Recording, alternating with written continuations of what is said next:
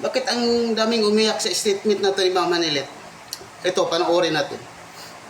Siya ngayon, may mensahe siya. Ano po? Sabi niya, kalimutan niyo daw siya kung di niyo daw suportahan ang PDP niya. Ay, of course! PDP niya. Magkalimutan na lang daw. Ano kasi yan? Hi! Ang ibig sabihin ni Tatay Digong nun, kami mga Bisaya, alam na namin yan ang ibig sabihin nun.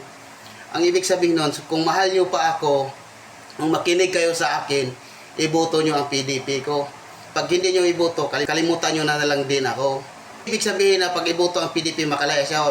Ang punto kasi dyan na bakit namin iboto ang PDP laban, parang hindi ma-impeach si BP Sara. Kasi alam mo na, senador ang judge sa impeachment ni BP Sara. At itong nag-opinion, nahigpit daw ang ICC doon. Eh, ano-ano ba ni Tatay Digong si Ma'am Hanilet? Ang labo naman ang opinion mo. May opinion ka man lang, eh, malabo pa. At ang mga DDS, vote straight, PDP laban.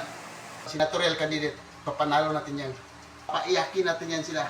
Laban straight, PDP laban straight, PDP laban straight.